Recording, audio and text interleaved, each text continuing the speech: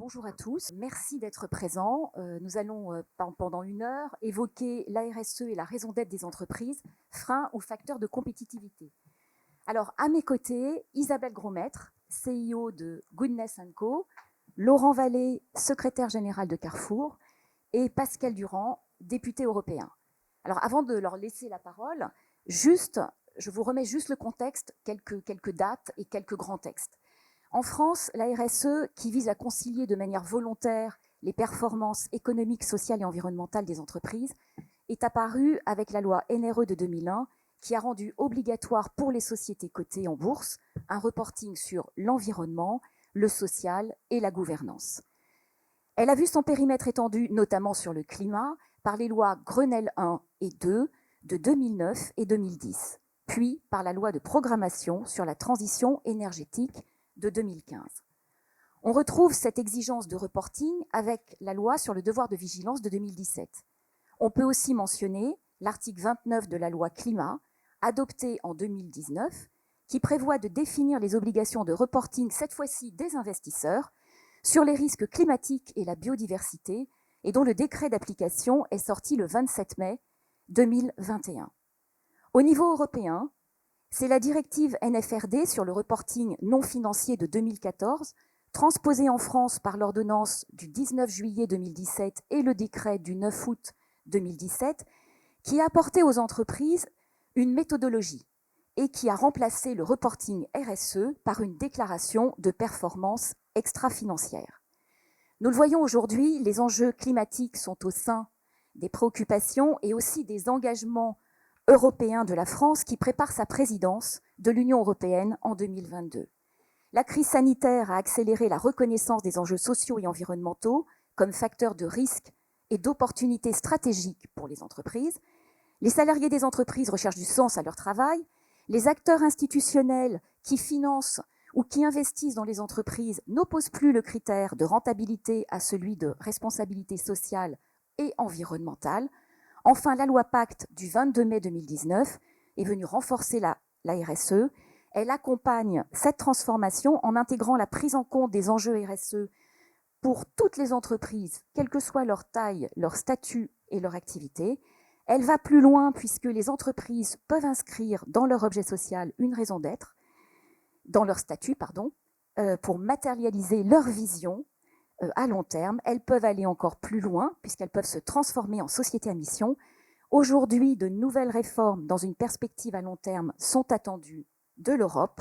Alors, chacun va apporter son éclairage ici autour de la table. D'abord sur le contexte, ensuite sur l'évaluation de la performance RSE et enfin sur la gouvernance. Alors, dans un premier temps, si on veut éclairer un peu ce qui a été dit, Isabelle Grosmaître, vous avez créé Goodness & Co, qui est une plateforme de conseil pour transformer la raison d'être en création de valeur et qui est une entreprise à mission. Vous avez été la catalyste du groupe Danone et vous avez accompagné la transformation stratégique de cette entreprise pendant 9 ans. Vous êtes allié du mouvement Bicorp, vous êtes leader actif de Consumer Goods Forum au niveau de l'industrie des biens de consommation monde. Alors moi j'ai envie de vous dire, au regard de votre expérience, qu'observe-t-on aujourd'hui ? Qu'est-ce qui est en train d'évoluer ou pas d'ailleurs ? Et RSE et performance sont-ils liés ? Merci beaucoup Catherine. Tout d'abord merci, je suis ravie d'être parmi vous aujourd'hui. Je vais essayer de vous apporter mon regard, ce qui a guidé aussi mes choix tout au long de ma vie professionnelle. Et je crois qu'on vit une période un peu particulière au regard du contexte et du sujet aujourd'hui. Donc j'ai envie de partager peut-être 3 choses avec vous. La première, c'est l'entreprise comme véritable levier de progrès de la société. J'ai toujours été convaincue que l'entreprise était la voie de la transformation, mais je crois qu'aujourd'hui, encore plus qu'hier, ce choix est indispensable. Ma conviction n'est pas qu'une utopie, non. Elle est avant tout d'ordre économique, managérial, pour une société et pour une entreprise. Et je ne sais pas si vous avez vu cette récente étude de 2021 qui indique que 67% des Français attendent des chefs d'entreprise qu'ils interviennent en relais des gouvernements sur les enjeux sociétaux. Donc ça, c'est la première chose que je voulais partager avec vous. La deuxième, là du point de vue d'entreprise, puisque pendant près de 25 ans, j'ai œuvré pour l'idée ces transformations au sein d'entreprises, je crois que les entreprises n'ont plus le choix aujourd'hui. Elles doivent réinventer leur modèle pour être choisies, tout simplement. Oui, parce que nous sommes à un point de bascule. Aujourd'hui, encore plus qu'hier, les salariés souhaitent rejoindre des entreprises qui contribuent à un monde meilleur. Les consommateurs, aujourd'hui, ont compris que leur acte de consommation devenait un acte de vote, un acte militant. Et d'ailleurs, 6 consommateurs sur 10 estiment avoir aujourd'hui le pouvoir de faire évoluer les grandes entreprises et les marques par leur choix. Donc aujourd'hui, je crois fondamentalement que seules les entreprises ayant un impact positif prospéreront.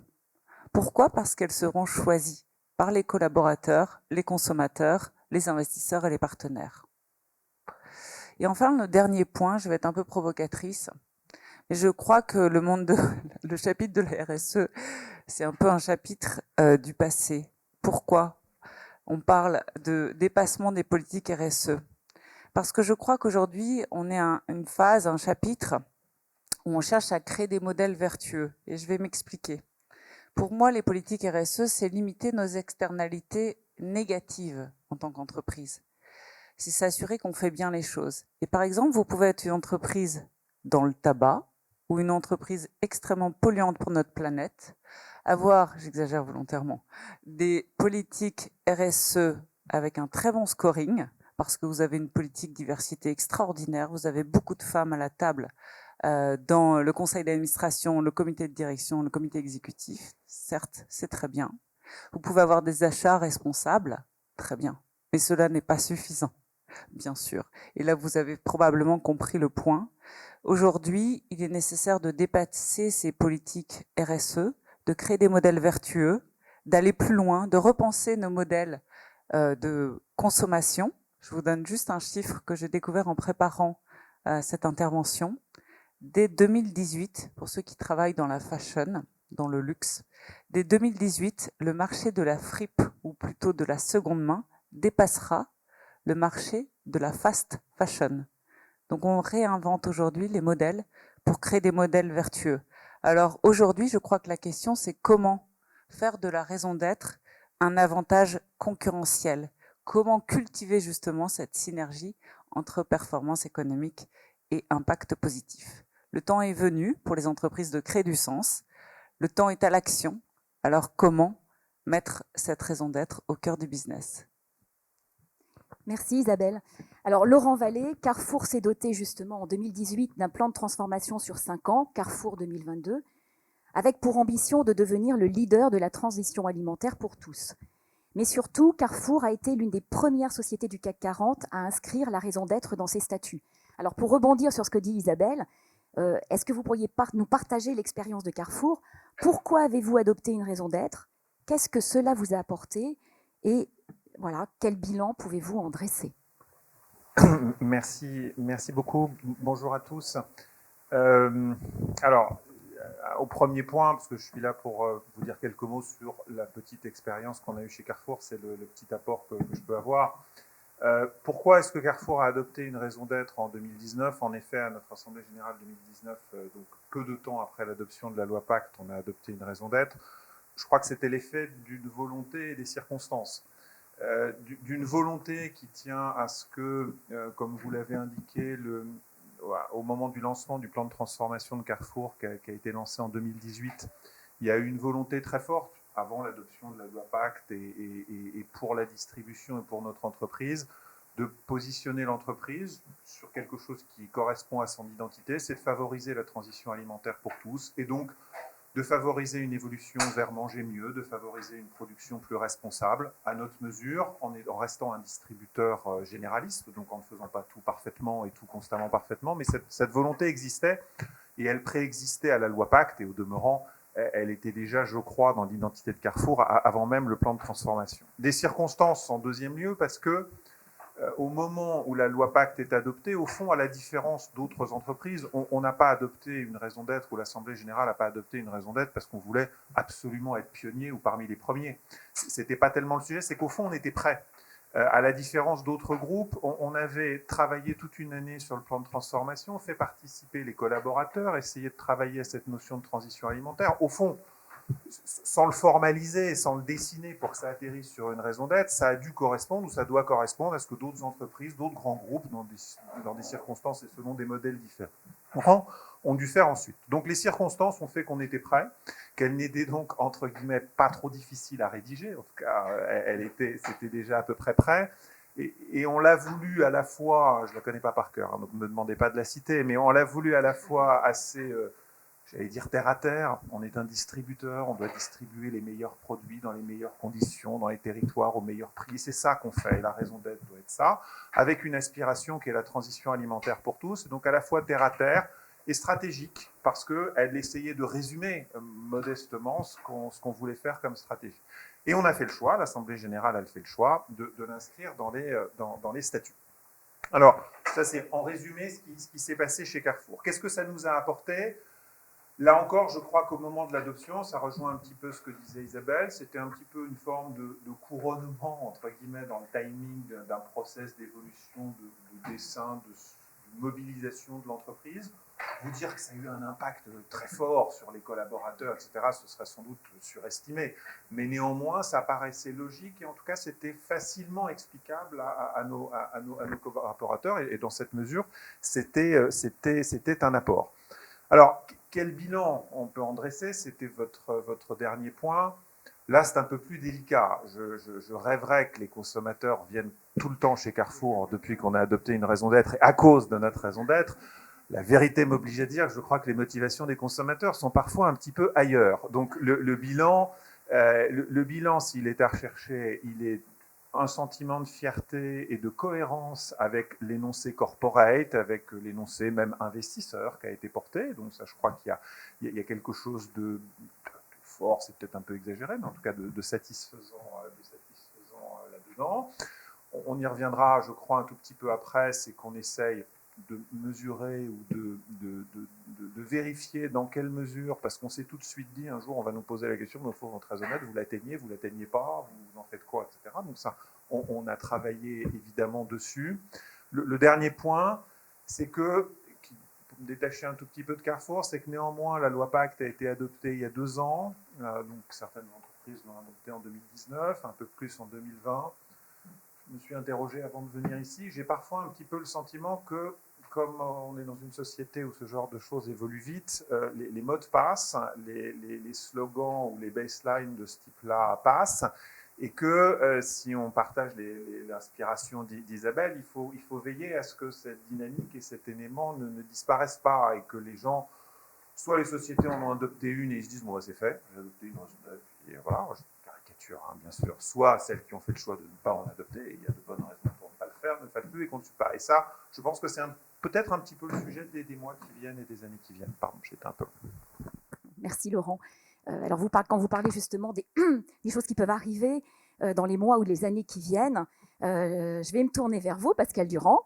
Voilà, vous êtes membre de la Commission des affaires juridiques du Parlement européen, vous êtes le rapporteur du rapport sur la gouvernance durable qui a été adopté en décembre 2020 par les députés du Parlement européen. J'ai envie de dire, on parle de raison d'être, justement, quelle est la vision européenne? Déjà, pourquoi ce rapport? Qu'entendez-vous par gouvernance durable? Et puis, alors, dévoilez pas tout parce qu'il y a d'autres questions après, mais voilà. C'est extraordinaire. Et qu'en est-il de la législation européenne en matière de RSE? Non, pas de teasing. Non, voilà. non, votre regard expert. D'abord, merci infiniment de l'invitation. Moi, j'ai évidemment grand plaisir à partager cette table ronde, à vous entendre, mais j'ai également grand plaisir à voir que l'Europe n'est pas tout le temps oubliée à Paris dans les débats juridiques et dans les législations à venir. Donc merci effectivement de nous aider à essayer d'expliquer ce que l'on fait, et de manière d'autant plus importante, vous l'avez rappelé, c'est que les directives après elles sont transcrites en droit français, donc plus ou moins on va dire fidèlement, mais enfin globalement elles sont retranscrites et donc elles auront force de loi.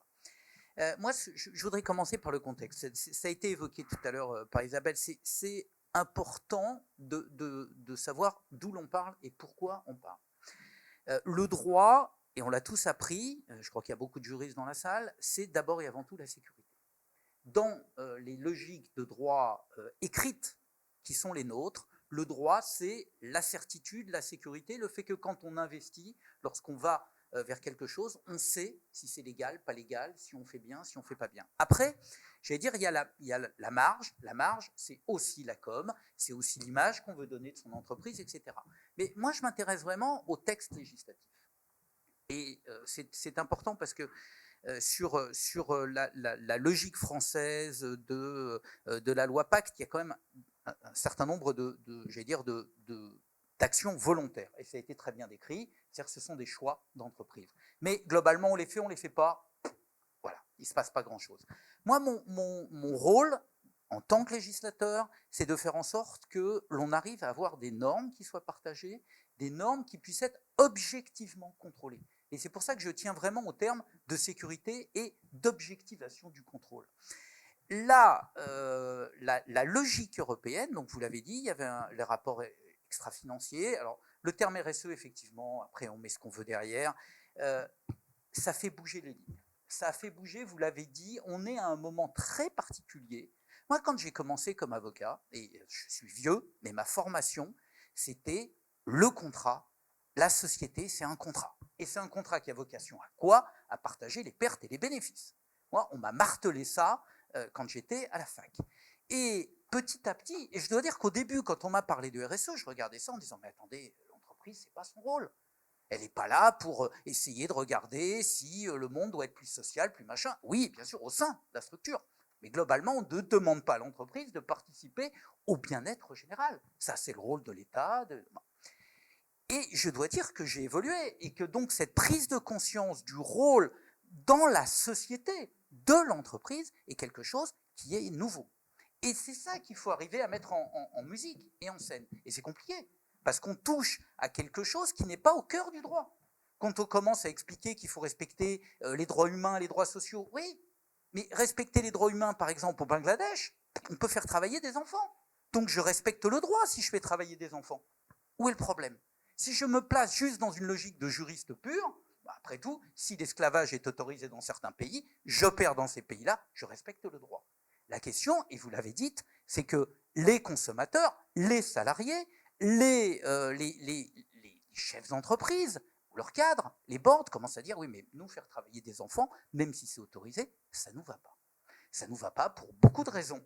Et donc, on a commencé, et on commence à essayer de mettre en place une législation. Alors, il y a la NFRD qui maintenant s'appelle CSRD, pardon pour les acronymes, c'est une déformation européenne, mais enfin, globalement, les reportings extra-financiers, on va avoir le devoir de vigilance. La France a été pionnière, elle a fait un vrai travail, ça commence à retrait aussi au niveau européen. Donc, pour répondre vraiment à votre question, pourquoi et que fait l'Europe? L'Europe essaye de faire en sorte que des normes partagées par les entreprises, ça c'est peut-être un peu la différence avec la logique française. C'est-à-dire que nous, on essaye de se placer dans une démarche pragmatique. Qu'est-ce qui existe? Qu'est-ce qui marche? Qu'est-ce qui ne marche pas? Avec donc l'accord des entreprises, l'accord des syndicats et vous l'avez dit, maintenant des consommateurs. Donc on a une sorte d'alignement des planètes, le mot est un peu tarte à la crème, c'est un peu bon, mais on est à un moment spécifique et à un moment où la classe politique, parce que je suis aussi là pour la représenter, a évolué. C'est-à-dire que la logique libérale pure a évolué et commence à comprendre que finalement un peu de régulation pour avoir une concurrence qui ne soit pas faussée et qui soit beaucoup plus cohérente, eh bien c'est pas plus mal. Et puis ceux qui étaient sur il faut tout normer, etc., comprennent aussi qu'il faut travailler plus avec la société et avec les entreprises et les syndicats notamment. Donc voilà, c'est en train de bouger. Et c'est ça qu'on essaye de faire. Alors, c'est pas gagné. Après, ça se construit petit à petit, hein, mais ça se construit bien sûr avec vous. Voilà, donc je ne suis pas rentré dans le détail, donc ça vous laisse encore. Mais merci beaucoup, justement, nous allons rentrer dans le détail. Merci pour cet éclairage. Et justement, vous l'avez évoqué, et Laurent aussi, finalement, on parle de performance RSE, mais comment mesure-t-on cela? Alors, Laurent Vallée, justement, vous allez vous représenter Carrefour, donc j'ai envie de dire retour du terrain, voilà, comment mesure-t-on la performance RSE chez Carrefour? Alors, au moment où, je l'évoquais tout à l'heure, au moment où on a adopté même avant l'adoption de la raison d'être, on avait créé chez Carrefour ce qu'on a appelé un indice RSE transition alimentaire. Donc on a rassemblé le vocable traditionnel des RSE puis transition alimentaire parce que c'est notre ambition et notre objectif. Il rassemble 17 indicateurs regroupés en 4 familles. Qui vont d'éléments qui sont très business, la croissance de notre marché, de notre performance et donc de notre chiffre d'affaires en bio, jusqu'à le taux de féminisation des emplois supérieurs au sein de l'entreprise, les tonnes de plastique économisées, l'action sur le climat, ce sera les changements de fluide et les investissements qu'on y fait. Le plus possible, les rendre quantitatifs et appréciables, pas tous, parce qu'il y a des choses sur 17 indicateurs, il nous a semblé qu'on pouvait avoir quelques éléments un petit peu plus qualitatifs dans certains domaines. Ces 17 indicateurs sont audités annuellement. Il y a depuis 2 ans, c'est le lien avec ce que vous connaissez tous en matière financière, on n'atteint pas l'intensité et la précision du reporting interne. Là, je parle du reporting interne de ce qui est en matière financière. Mais aujourd'hui, on le communique quarter après quarter. C'est-à-dire que dans les communiqués de presse, comme on est coté, il y a désormais un paragraphe qui donne où nous en sommes sur ces indicateurs. Et au moins une fois, on a indiqué au marché, si on pensait que dans l'atterrissage, en gros, une sorte de guidance, entre guillemets, même si c'est un petit peu ambitieux de parler comme ça, mais donc, on essaye de transposer quelque chose, une logique et une rationalité que toutes les entreprises, à fortiori cotées, connaissent, s'agissant de l'indice RSE. On le transpose, comme je l'ai dit, c'est audité par des auditeurs externes qui, au début, nous ont challengé, l'ont bâti avec nous. Alors, d'ailleurs, on a des surprises. Au début, vous vous dites qu'il y a des choses, oh là là, on les atteindra jamais, c'est fou. En fait, vous allez assez vite. Il y en a d'autres, voilà. Donc, il y a un peu de fine-tuning, entre guillemets, en bon français, à faire au début, parce que c'est un peu nouveau pour tout le monde, mais c'est intéressant.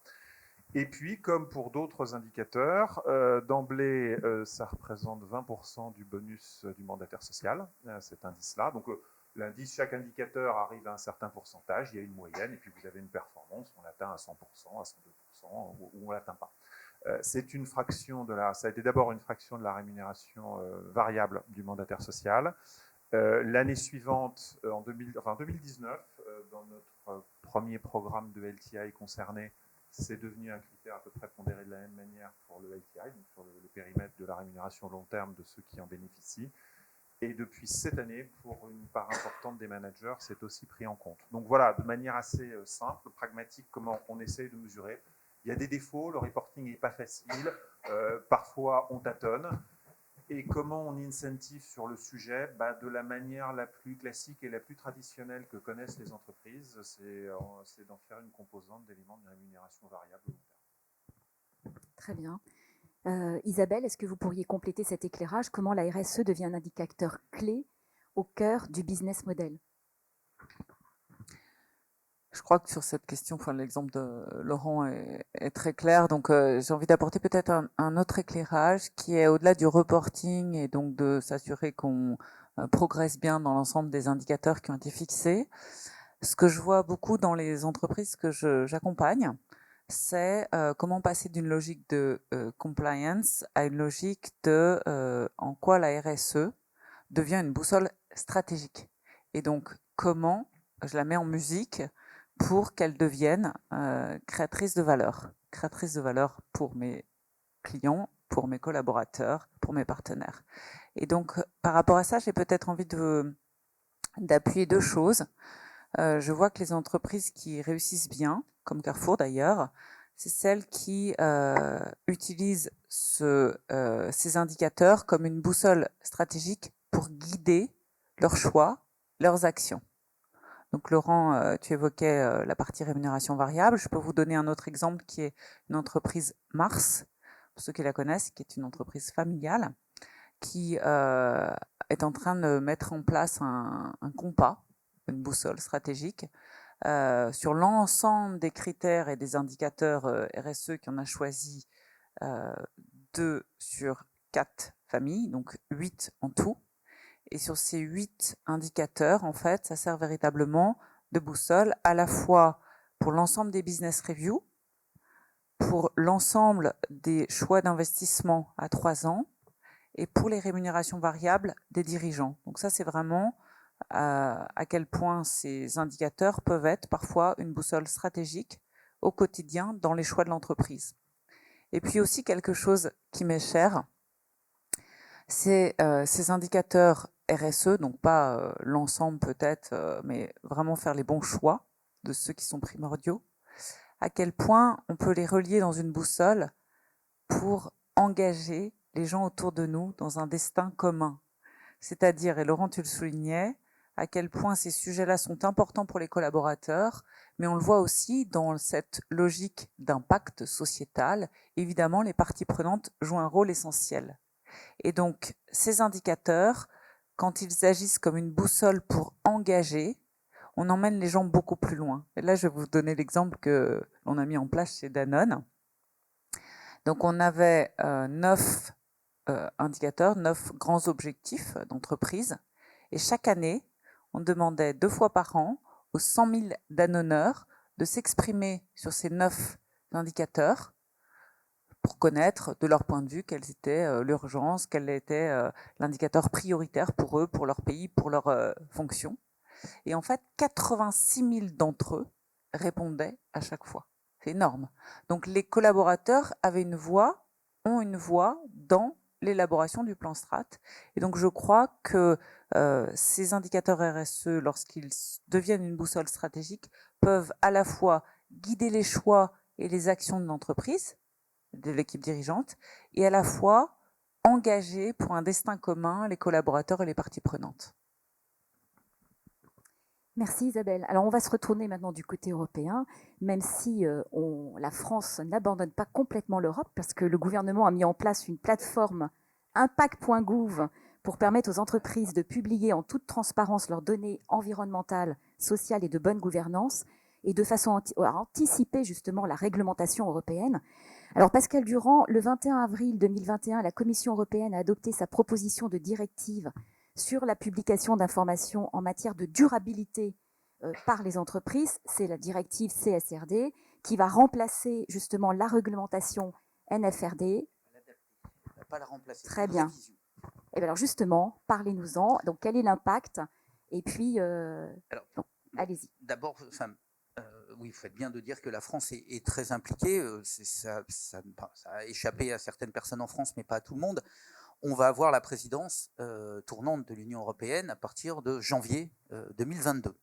Et donc, vous savez, ou pas, parce que l'Europe, ça fonctionne de manière un peu particulière, euphémisme, que la présidence française, donc il y a la Commission qui propose, qui a l'initiative des textes de loi européens, c'est la Commission. Ensuite, ça vient au Parlement. Le Parlement, donc les vote, les amende ou les refuse. Enfin, globalement, en général, on les vote amendés. Et une fois que c'est voté au Parlement, un peu comme si en France, une fois que l'Assemblée nationale avait voté, ça revient au gouvernement, et le gouvernement dit bah, ça je prends, ça je prends pas, ça je verrai après une étude d'impact, etc. Donc nous, on part au Conseil. Le Conseil, c'est donc les représentants des États, des 27 États européens, mais il y a une présidence. Et évidemment, la présidence tournante, pour 6 mois, est très importante, parce que c'est elle qui décide de l'agenda. Alors si je le dis, c'est pas simplement pour... c'est pas neutre. Ça veut dire que, là aussi, tout à l'heure, je parlais d'alignement des planètes, on a une fenêtre.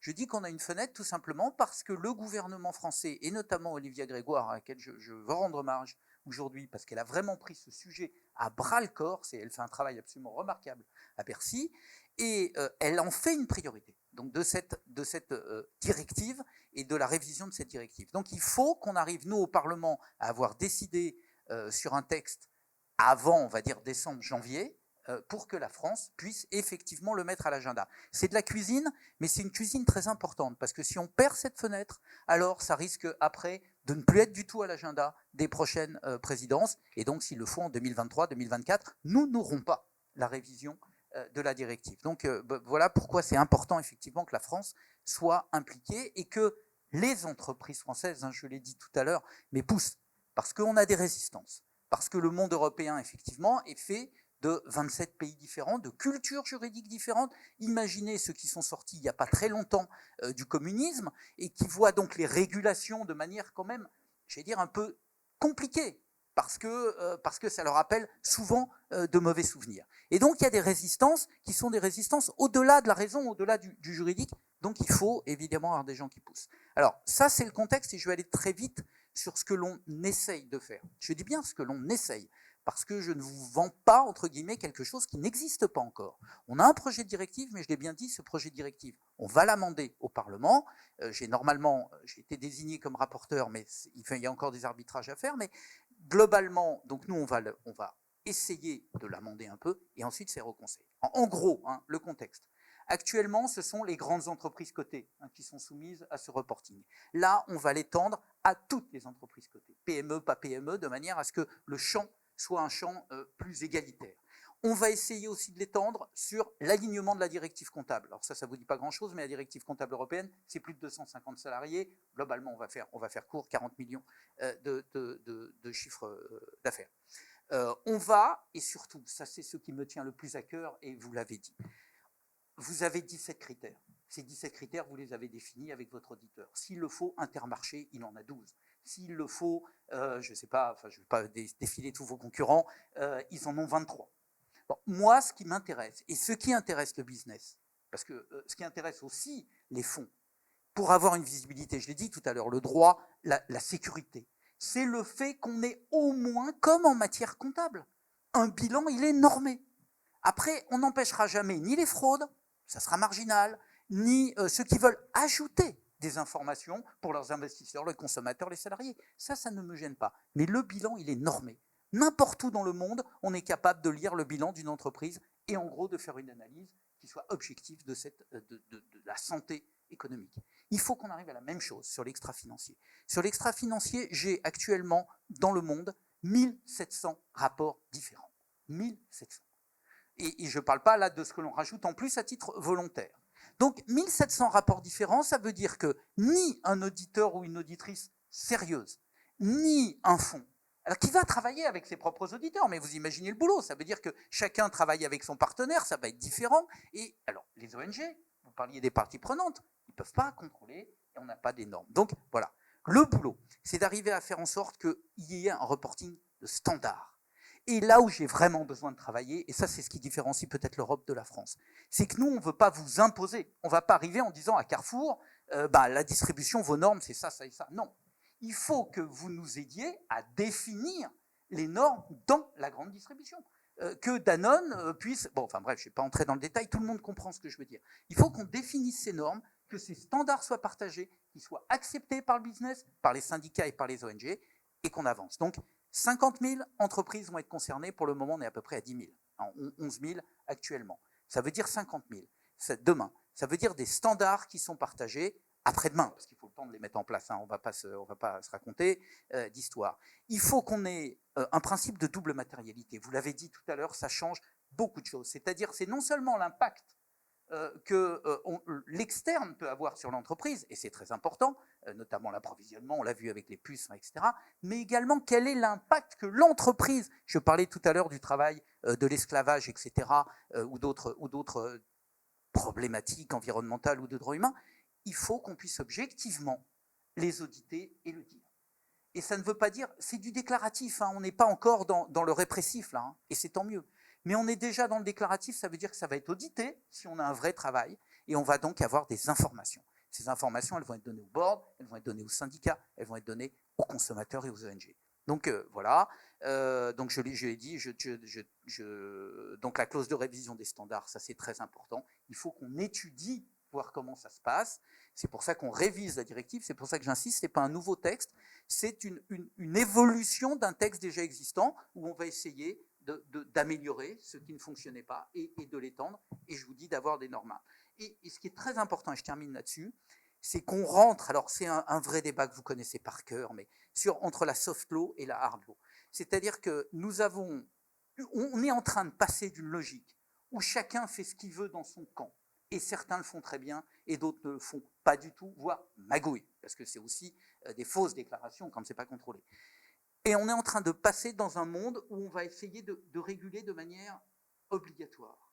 Mais obligatoire sans aller au-delà de ce qui est possible, notamment pour les PME. Ça veut dire aussi qu'on va différencier les niveaux de déclaration, et donc on va essayer de s'adapter. Voilà, donc c'est ce glissement de la directive entre on fait en gros un peu ce qu'on veut à on va essayer de le faire ensemble et de dire à peu près la même chose, pour avoir une objectivation, si vous me permettez ce néologisme, des déclarations, en gros d'aligner le non financier sur le financier. Voilà, pour faire bref, ça va être ça notre boulot. Très bien, merci beaucoup. Est-ce que vous pourriez compléter aussi et nous parler un peu de la compétition internationale sur les indicateurs de performance extra-financière et voilà, et finalement, très vite, mais quel est l'enjeu? Voilà. L'enjeu, il est absolu. Enfin, écoutez, vous avez tous vu arriver l'IFRS. Vous avez tous vu arriver sur les normes fiscales, extra-comptables, comptables, pardon, etc., le fait que les Américains, à un moment, à cause de la crise financière ou autre, se sont pas posé de questions. Ils ont dit, voilà, c'est les nouvelles normes. Et ces nouvelles normes, elles vont s'appliquer à toutes les entreprises, américaines ou non, dès lors qu'elles opèrent sur le marché US. Et on s'y est mis. Je veux dire, les avocats, les experts comptables, on était tous en panique, on a tous fait de la formation accélérée, mais on s'y est mis et on s'est aligné sur les normes US. Eh bien, nous, ce qu'on voudrait faire sur l'extra-financier, parce qu'on est en avance, parce qu'on a une vision différente de l'entreprise, parce qu'on a une vision différente de l'équilibre entre l'environnemental, le social et l'économie, et vous avez commencé par là, évidemment, il faut faire du business, et il faut que ça soit rentable, enfin, voilà, c'est le cœur de l'économie. Donc, on a une vision spécifique en Europe. Et donc, ne nous laissons pas imposer, c'est une question de souveraineté, c'est une question de défense de nos valeurs. Faisons en sorte que ce soit l'Europe, pas seule. Moi, je ne suis pas du tout pour la fermeture des frontières de l'Europe, je ne suis pas pour une souveraineté qui soit un protectionnisme. Mais je dis simplement que si nous mettons en place nos normes, et que ces normes sont quand même dans le plus grand marché mondial pour le moment, eh bien, elles vont petit à petit s'imposer. Et surtout, on discutera avec les États-Unis, je vais dire, en rapport d'égal à égal, pour une fois, sans nécessairement passer par l'OCDE, même si les guidelines de l'OCDE, évidemment, serviront de base aussi à nos réflexions européennes. Voilà, donc c'est très, très important que nous arrivions à définir nos propres normes et qu'on arrête de se les faire imposer, aujourd'hui par les États-Unis, je le dis peut-être un peu polémiquement aussi, mais malheureusement j'ai peur d'avoir raison, par la Chine demain. Donc faisons en sorte que les normes extra-financières, les questions environnementales de droit, imaginez les droits humains vus par la Chine. Enfin, je veux dire, c'est pas la peine d'aller plus loin. Donc nous devons faire en sorte que le monde de l'économie évolue grâce à notre vision. C'est compliqué parce qu'il y a énormément de résistance. Et puis vous pensez bien que les États-Unis, qui au départ se fichaient complètement de la RSE, mais alors c'était un non-sujet pour eux, vraiment. Enfin, vous le savez bien mieux que moi. Là, ils commencent à comprendre qu'il y a un vrai enjeu, y compris économique, parce que les fonds d'investissement, parce que les fonds de pension notamment, commencent vraiment à demander ces critères et cette lisibilité. Et on le voit, et ça intéresse évidemment BlackRock et d'autres. Donc, essayons de faire en sorte que l'Europe soit au rendez-vous, je veux dire, de sa puissance, de ce qu'elle a sur un plan économique. Faisons-le également sur un plan politique au sens noble du terme. Merci.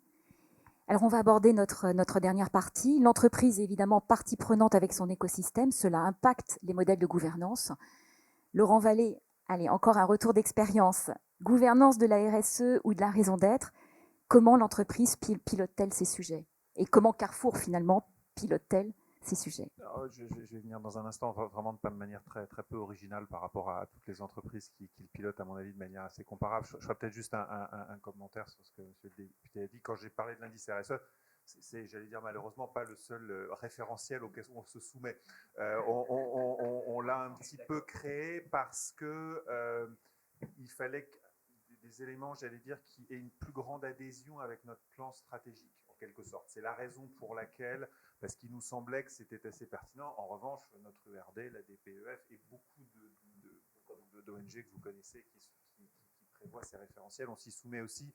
La seule chose que nous, on peut essayer de faire, c'est de montrer qu'il n'y ait pas trop de distorsion entre notre indice interne et son évolution et les jugements externes. Non, on aurait un problème sinon. Donc la manière dont on le communique, c'est de dire, bon, voilà, normalement, alors ça chemine à peu près de la même manière. Quant à la gouvernance, ce qui est nous, la manière dont, bon, ça fait déjà un moment que le conseil d'administration de Carrefour a créé un comité RSE, ça n'a rien aujourd'hui, je crois, d'original, et il est préexisté à la raison d'être, ça fait plusieurs années qu'il est là. Ce qui est très frappant, je trouve, là, d'un point de vue personnel, ou en tout cas de témoignage, c'est l'intérêt d'un conseil d'administration, en tout cas d'une autre, pour ces sujets-là. C'est-à-dire que les conseils d'administration, il faut mesurer qu'ils entendent beaucoup parler de publications financières, pas mal parler de gouvernance. Donc quand vous leur parlez de ce type de sujet, c'est intéressant. C'est comme quand vous leur parlez de dimension opérationnelle. Donc le fait d'avoir un comité, etc., faut pas se mentir.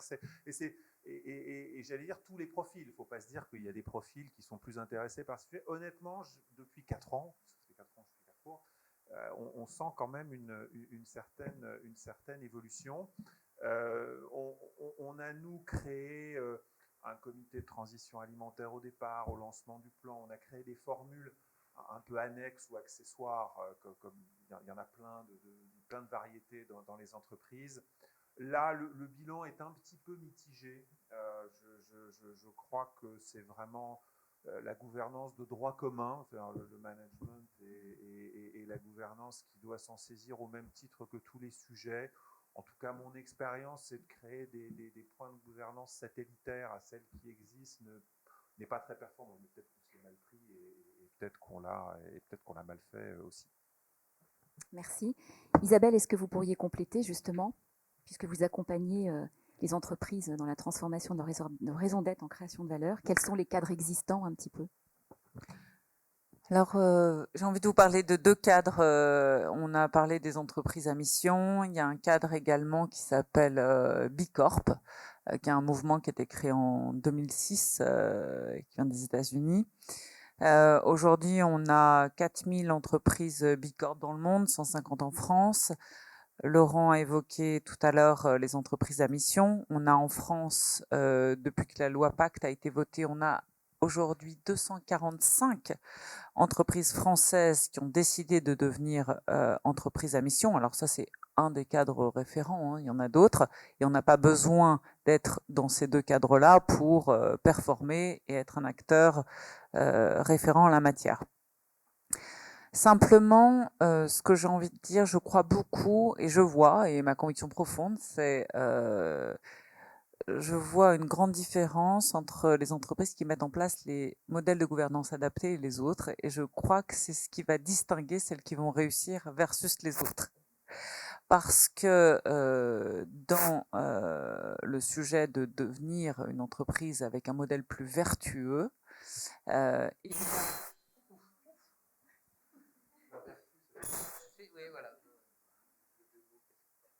est-ce que c'est mon micro ? Donc, peut-être 3 choses.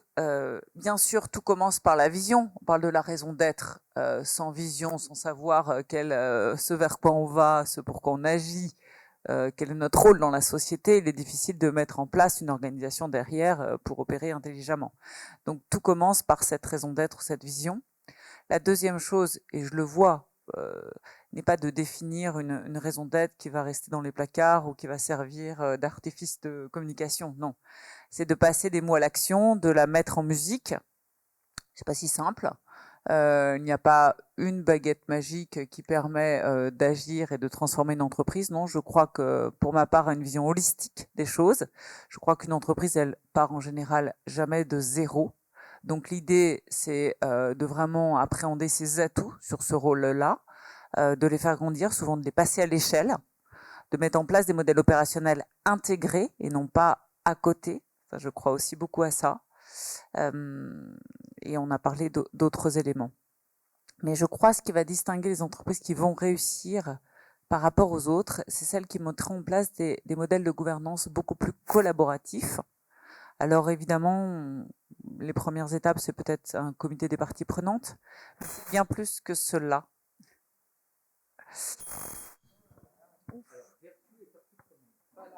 Oui. Oui, peut-être. Vous avez peut-être un autre micro. Essayez de prendre l'autre micro, peut-être. Ça, c'est aussi un qui était pas utilisé. Merci. Donc, je vais essayer celui-ci. En fait, je crois véritablement sur la gouvernance qu'on a un changement de paradigme. C'est un peu la vision que je vous ai exprimée en introduction sur, on passe d'un chapitre de RSE, de compliance, qui est pas si facile et qui est pas toujours atteint, on est bien d'accord. Mais en tout cas, ce qui m'intéresse, c'est d'accompagner celles qui construiront l'économie de demain et donc celles qui vont créer des modèles vertueux. Et je crois qu'en matière de gouvernance, on est un peu dans une même phase. C'est-à-dire que pour travailler sur des modèles vertueux, on va travailler sur des modèles beaucoup plus collaboratifs avec nos collaborateurs. Je vous citais l'exemple de Danone, mais aussi avec les partenaires. Et ça, être capable de travailler différemment, de passer d'une économie actionnariale à une économie partenariale, c'est véritablement ça la clé. Et donc, du coup, la gouvernance joue ce rôle essentiel pour permettre aux entreprises de réussir. Merci Isabelle. Alors, juste avant de passer sur le niveau, sur la vision européenne en matière RSE, juste, je vais revenir vers Laurent et vers Isabelle. En fait, c'est quoi les conséquences pour une entreprise si on ne se conforme pas aux attentes en matière de RSE? Mieux pour le mien, pardon, je suis désolé. Ça va là Alors, si je fais le lien avec ce que je disais tout à l'heure, il y a une conséquence sur le management, sa rémunération, etc. Donc c'est comme ça qu'on l'a visé en disant la mobilisation, si ça ne se passe pas, il y a une première conséquence, pas une sanction, c'est la conséquence logique. Les entreprises fonctionnent de cette manière. Aujourd'hui, je me demande aussi parfois s'il y a une réelle rémunération.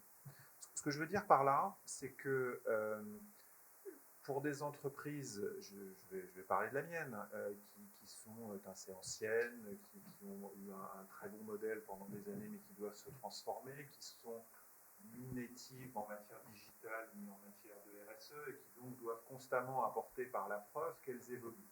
Au fond, je ne suis pas sûr aujourd'hui que le marché crédite ce type d'entreprise de la démarche. Il a parfaitement le droit de ne pas les créditer s'il estime qu'elle n'est pas valable. Ça, je ne dis pas que je le Carrefour, je ne dis pas que ce qu'on fait est bien et qu'il faut la créditer. En revanche, je ne suis pas convaincu, à titre personnel, qu'aujourd'hui le marché va créditer une entreprise assez rapidement de sa démarche. Et ça, il faut mesurer dans votre démarche stratégique, dans la mobilisation de vos collaborateurs, dans la mobilisation de l'administration, d'actionnaires, que je vais parler, je vais essayer de parler. Je crois que chez Flexible, il y en a un qui... Vous m'entendez pas? Comme ça, c'est peut-être pas la peine d'utiliser. Donc ça, c'est la première point. Ensuite, sur la sanction, à l'inverse, elle, au contraire, j'ai parfois le sentiment qu'elle vient assez vite. Et là, je ne parle pas nécessairement de la sanction des investisseurs, au demeurant, qui peuvent parfois, contrairement à ce qu'ils professent, finalement, ne pas y prêter une grande attention. En revanche, vous pouvez avoir certains sujets extrêmement sensibles, et à juste titre extrêmement sensibles, où là, d'un seul coup, et alors même que vous étiez essayé de faire le mieux possible, vous êtes à risque très élevé. Je vais prendre un exemple, là, pardon, mais c'est Carrefour qui est un petit peu caractéristique, mais d'une illustration. Le 20 novembre 2020, chez Carrefour au Brésil, on a eu une tragédie. Un client à la sortie d'un hypermarché au Brésil se fait tabasser par deux agents de sécurité d'une entreprise de sécurité, pas des salariés de Carrefour, mais à laquelle on faisait appel. Il meurt. Il meurt, il est noir. C'est un cas au Brésil, il est comme partout, mais particulièrement au Brésil, les sujets de racisme d'entreprise sont inflammables à un degré terrible. C'est parfaitement normal, c'était une tragédie. Et d'un coup, vous avez une remise en cause de tout ce qu'a fait Carrefour pendant 10 ans, 20 ans, 30 ans, et je ne dis pas que ce qu'on faisait était bien, etc., mais on avait des policiers, on avait des démarches, on avait des preuves, etc. D'un seul coup, aux yeux du marché, des investisseurs, des ONG, etc., tout ça n'existe plus. Il faut le prendre comme ça, et on n'avait pas le choix. Vous n'avez pas le choix que de vous dire, au fond, oui, mais ça fait 10 ans qu'on faisait ça, on avait engagé ça. Ça n'existe plus, c'est terminé. Vous êtes obligé de rebâtir. Alors, je ne parle pas de l'enjeu de com, je ne parle pas de l'enjeu sur les clients, etc. Tout ça, j'allais dire, c'est accessoire à ce moment-là. Mais tout ça, vous devez le rebâtir.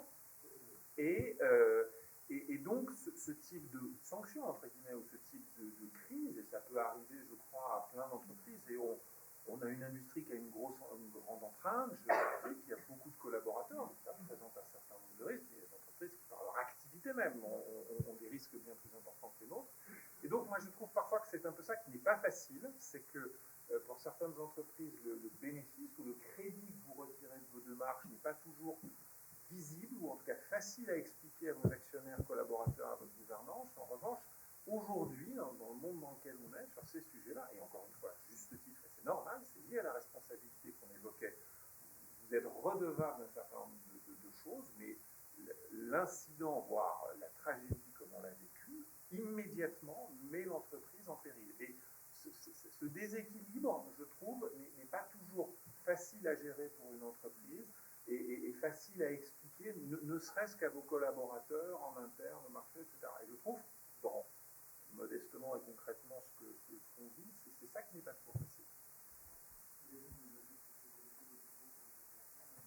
D'accord, très bien.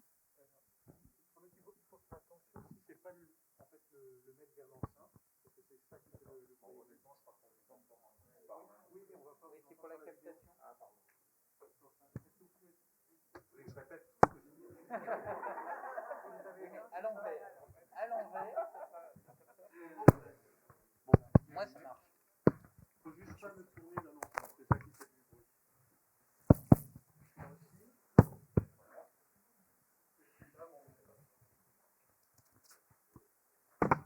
Le Brésil. Très bien, merci beaucoup. Donc, du coup, on va avoir quelques minutes supplémentaires. Isabelle, très rapidement, de façon à laisser ensuite la parole à Pascal. Pas facile comme question. J'ai envie d'apporter 2 éléments d'éclairage. Peut-être le fait que aujourd'hui, ce qui est challengé, c'est, alors ça va peut-être contredire ce que tu viens d'évoquer, Laurent, mais la consistance. Par exemple, les collaborateurs, et il y a beaucoup d'exemples dans le monde, remettent en question leur entreprise quand on voit des décalages trop importants entre ce qu'elles annoncent et ce qu'elles font. Et surtout, cette nouvelle génération, elle va chercher la consistance. Donc la consistance, c'est d'avoir à nouveau, ne pas avoir de trou dans la raquette. Ça, c'est important. Et la deuxième chose, c'est ce sujet n'est pas si facile. On peut arriver à des tragédies sur des thématiques ou autres. Ce qui est important, c'est de s'inscrire dans une démarche de progrès, de sincérité, je crois. C'est-à-dire que d'annoncer que c'est pas si simple et de partager le progrès et aussi les difficultés qu'on peut avoir sur ce chemin. Voilà ce que j'ai envie de dire. Merci Isabelle. Pascal, du coup, je reviens vers vous. Alors, pour la vision européenne, évidemment, quels sont les impacts attendus pour la gouvernance ? Alors, les impacts attendus, je l'ai dit tout à l'heure, c'est déjà de faire en sorte qu'il y ait un marché qui soit fluide. C'est-à-dire qu'il soit dans une concurrence raisonnable, acceptable, acceptée, et qu'on arrive vraiment à avoir, en gros, on est sur le terrain de foot, les joueurs ont les mêmes règles et il y a un arbitre qui peut siffler quand il y a des fautes. Voilà, c'est en gros, je ne mets pas des feux rouges partout, sans policiers derrière, avec la possibilité de sanctionner ceux qui le brûlent, mais voilà, j'essaye de faire en sorte que le marché soit le plus fluide possible. J'ai dit tout à l'heure sur la question de la souveraineté européenne, ce que j'espère aussi et ce que l'on va essayer de faire, c'est de faire en sorte que toutes les entreprises qui opèrent en Europe, qu'elles soient européennes ou non, exactement comme je l'ai évoqué tout à l'heure pour les FRS, on ait une applicabilité de nos règles, de manière à ce que là aussi, il n'y ait pas de prime à ceux qui ne respectent pas les règles communes et les règles que l'on se donne.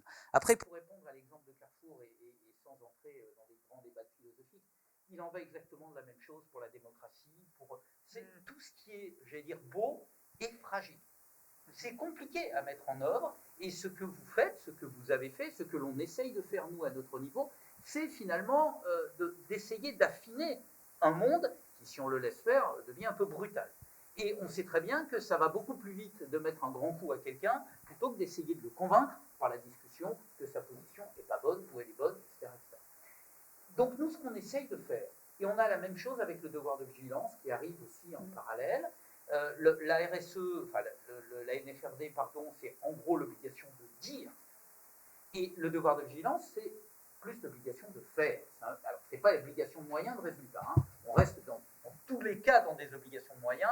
À connaissance, il n'y a pas vraiment de risque d'obligation de résultat, ni dans un dossier, ni dans l'autre.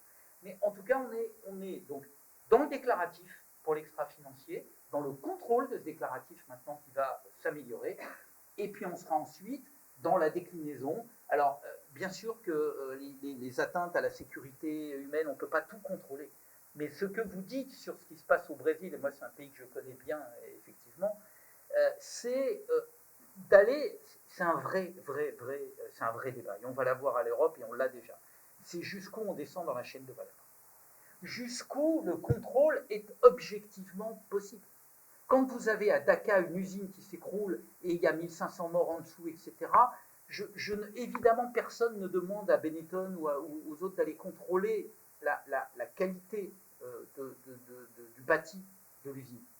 Mais en revanche, on peut auditer, contrôler la chaîne contractuelle. Regardez si on contracte à des prix qui sont des prix possibles. Ou est-ce qu'on est obligé de rentrer, par exemple, dans des formes de salariat, d'esclavage, parce que le prix proposé n'est... Ça, c'est un vrai grand débat. Jusqu'où la responsabilité, puisque ça pose la question de la responsabilité, alors il y a la com, hein. La difficulté avec les réseaux sociaux maintenant, c'est que tout part et tout part très vite.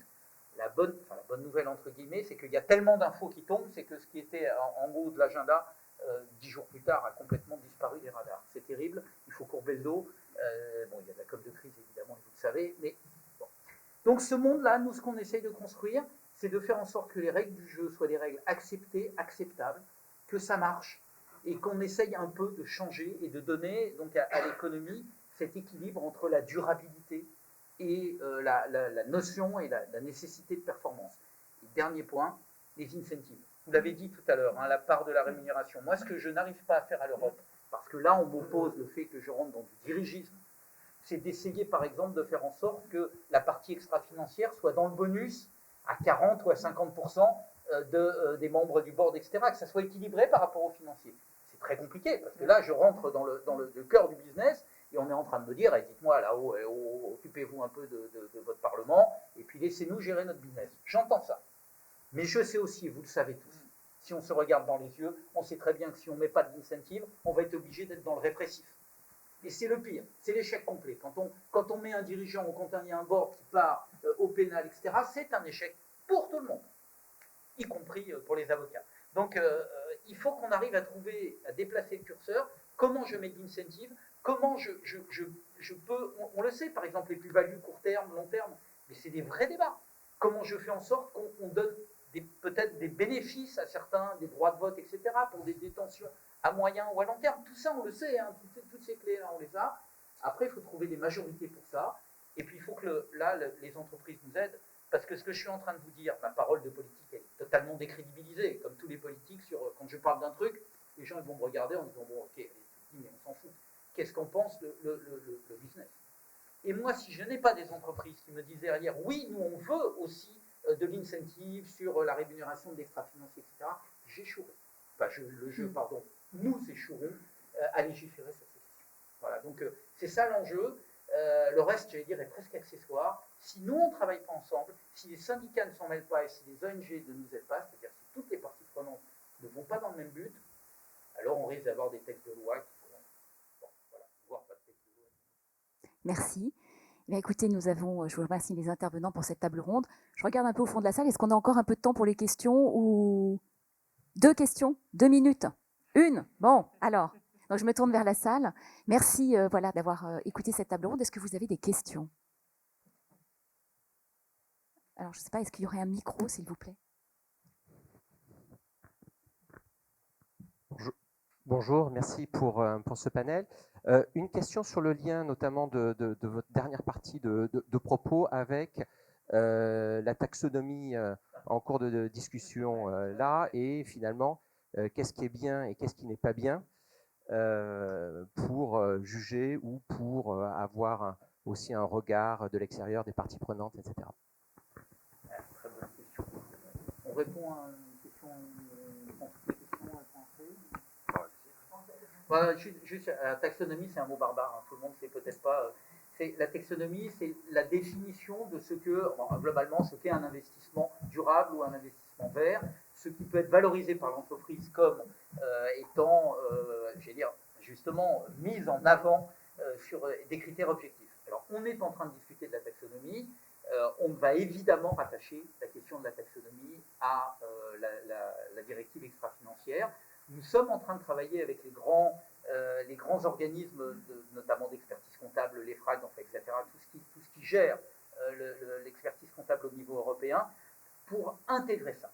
Après, la taxonomie elle-même dépend des textes. J'ai parlé tout à l'heure des textes de l'OCDE, il y a les principes directeurs de l'ONU, enfin tout ça, vous le savez, il y a pléthore de textes, donc notre travail. Et c'est là où moi j'ai besoin, parce que moi, encore une fois, je ne suis pas spécialiste des questions environnementales, techniques. Moi, je ne suis pas capable de vous parler de captation de CO2, je peux vous en parler, mais non. Et donc, il faut qu'on arrive à trouver des critères objectifs. Et oui, vous avez raison, c'est une très très bonne question. C'est pour ça que je parlais tout à l'heure d'un horizon plutôt à 2023-2024, parce qu'il y a aussi des secteurs. On a déjà légiféré sur les minerais de conflit, on a légiféré sur la déforestation. Donc, il y a des secteurs complètement différents. Vous parliez du textile, je parlais d'une usine au Bangladesh. Ça n'a rien à voir avec le secteur de, je sais pas moi, du pétrole. Bon. Donc, oui, il va falloir que... Mais ça, c'est un gros boulot technique. Et ça, l'Europe, elle adore. Ça, vous le savez bien. Puisqu'elle sait quasiment c'est le faire de mieux, quoi. Mais oui, la taxonomie, bonne question. Le mot est barbare. Et est-ce qu'on a déjà défini ce qui est dedans? La réponse est non. Tout simplement parce que, par exemple, en matière d'énergie, vous savez qu'il y a un deal qui est en train de se passer. Enfin, un deal, le terme est vulgaire. Mais je te laisse ton gaz, tu me laisses ton nucléaire. Je te laisse ton charbon, tu me... Enfin, bon, voilà. Donc, ça, c'est une vraie question. Est-ce que, par exemple, le nucléaire et le gaz sont verts au sens possible? Le nucléaire, c'est une évidence pour nous, Français, parce que ça émet peu de CO2. Pour des écolos, c'est une évidence de dire que ça n'est pas vert parce qu'il y a les déchets, etc. Le gaz, pour nous, c'est pas vert parce que ça émet du CO2, sauf que la Pologne va vous dire, mais moi, si je n'ai pas de la transition gazière, je ne peux pas, donc je reste au charbon, donc oui, c'est vert. Voilà, enfin, ça, il faut bien que vous compreniez que tous ceux qui vous disent que ces réponses-là, ils les ont, ou qu'elles sont simples, vous mentent. Vous mentent, voilà. Ceux qui arrivent en disant, moi je sais ce qui est vert, je sais ce qui n'est pas vert, c'est de la com. La réalité, c'est que moi, je suis polonais, ça n'est pas la même chose que si je suis allemand, ce n'est pas la même chose que si je suis français en matière d'énergie. Et moi, je dois gérer ça au niveau des 27. Celui qui vous dit que c'est simple et que c'est tout le monde la même chose, et qu'il ne faut pas de nucléaire, ou qu'il ne faut pas de gaz, ou qu'il ne faut pas de charbon, partez en courant. Voilà, partez en courant. Je n'ai pas d'autres mots à vous dire. Ce monde-là est complexe, et oui, on rentre dans des transitions, et il faut qu'on les construise. Et ça, la France, bon, on n'a pas trop la culture du compromis et de construire, et pourtant, c'est ça. Moi, je dois parler aux Polonais, je dois parler à l'Allemand qui parle renouvelable, je dois parler aux Polonais qui parlent charbon, qui ne veut pas dépendre du Russe, pour des raisons historiques, géopolitiques que je dois comprendre aussi. Et en même temps, je dois comprendre qu'en France, 75% de notre énergie, elle n'émet pas de CO2 électrique, elle n'émet pas de CO2 parce qu'elle vient du nucléaire. Voilà, si je ne comprends pas ça, je ne peux rien faire. Mais il faut aussi que je fasse comprendre ça à l'Allemand et aux Polonais. Et donc, c'est ça l'Europe. Eh bien, écoutez, merci beaucoup. Je crois que c'est ça l'Europe. Nous allons clôturer cette table ronde sur cette dernière phrase. Merci infiniment à tous. Merci aux intervenants et voilà, merci pour cette table ronde.